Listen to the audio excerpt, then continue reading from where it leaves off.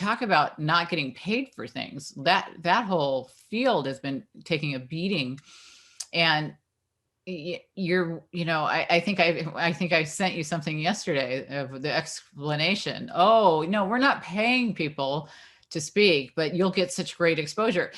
And I think I'll hear that a lot as a speaker, right? Well, excuse me. And we're going to get so much exposure. What am I, a flasher?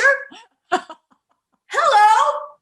Who needs your exposure? Uh-huh. I have plenty of exposure. Uh-huh. Yeah, I know. Oh. Yeah, I got a radio show. I think I got enough exposure. No, I think though, I think that there can be opportunities for exposure. Maybe not that kind that you're referring to, but I think, it depends on how big of an event, who's going to be in attendance, and if you look at who are the other speakers who are doing it with you, and I'm looking at this list going, I don't know any of these people, you know what I mean? And so when you get those kinds of things, it's usually something that's building their platform and their business. And so I think at the beginning though, it's kind of, we're back to the loss leader discussion you and I've had before. Yes. You have to do a lot of free things. I've had a lot of Hall of Fame speakers who said they gave 100 free talks before they ever got paid. Oh yeah, I did plenty of freebies, and I was always very professional about it. I said, that's okay.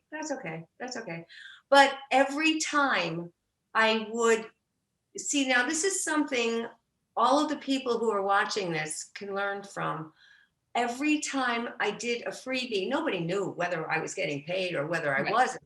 No, they don't know. But I used that as a stepping stone in my press to do the next thing and the next thing and the next thing. Yeah. And unlike you see, you're willing to be one of 1,000 speakers, one of the postage stamps as you describe them. Yeah. I don't do well in a chorus line. I need to have my own thing. Oh yeah, I'll be part of a group of 5-6 people, but thousands and thousands, it depends on the group. It really does for me. But yeah, I hear what you're saying. I think that it just depends if you're trying to get into a market, if it's like a different country and you haven't been in, or a different industry in which you haven't been in, or you get close to a certain company that you know is going to be in part of this. I mean, there's great events that some of these companies put on, I agree. I can remember being on the board for advisors for DocuSign. They had a great event every year. And if you were a speaker on that,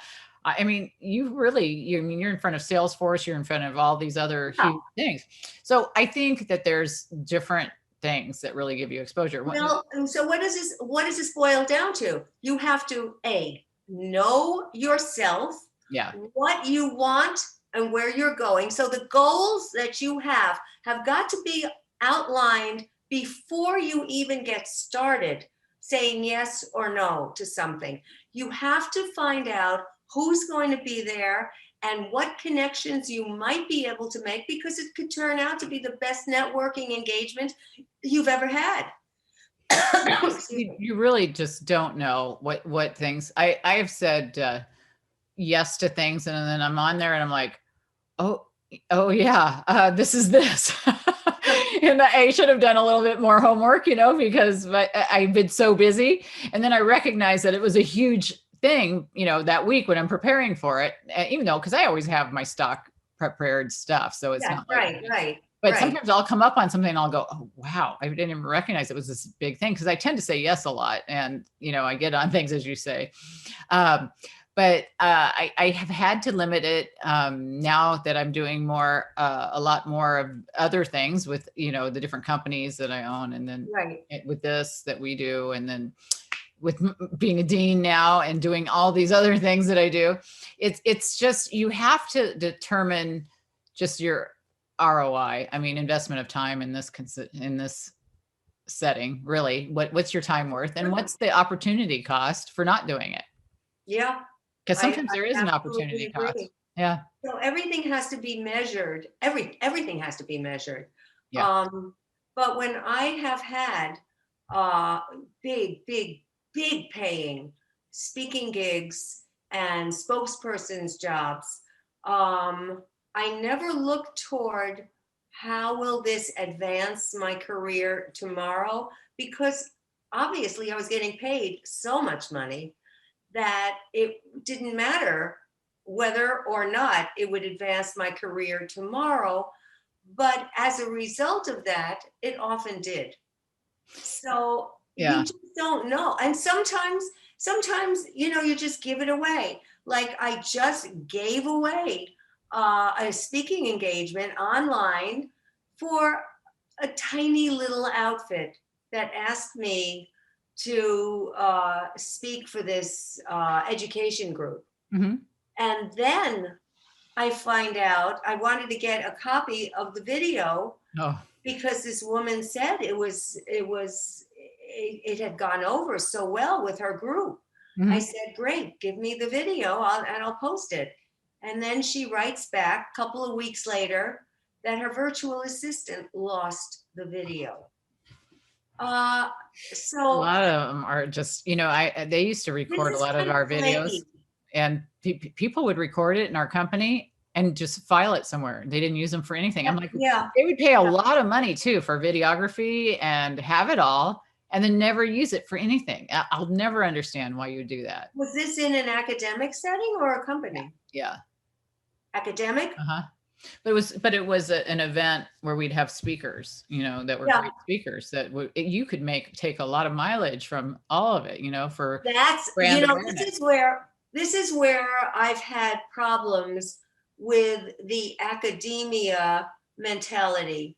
Yeah, their marketing's because I'm into PR and getting out there.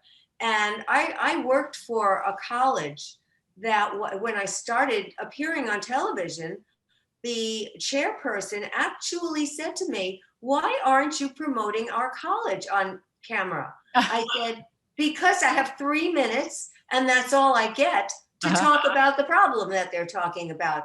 If I were to promote the college, it would be called an advertorial or an advertisement for which they would have to get paid a fortune. And then they would cut your name out immediately. They didn't understand this. And it was frustrating for me, who was in the big time PR world versus the academic mind that knew nothing about any of this, but they thought they could advertise with me as a freebie.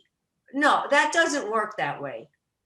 In today's setting, in that kind of thing, you could take these clips of things you were on and share things through your social media site. So they would get awareness if you worked for them. You know what I mean? You would think, but nobody in academia is quite aware of pop culture. They're just not. They do a thing, and at least where I worked, where they had comm review, which is any kind of communications that you did, they had to review it. Not only like if you wanted to write a press release or anything, it had to be inspected, so to speak. But that it was more for editing to make sure that there wasn't anything weird in it, and well, they would find out about that quickly enough. In the world that we live in, they would find out if there's something weird about what you present. Oh yeah, quickly. There's nothing's secret anymore. Nothing gets past anybody anymore. Everything's out there. You got to get a thick skin these days.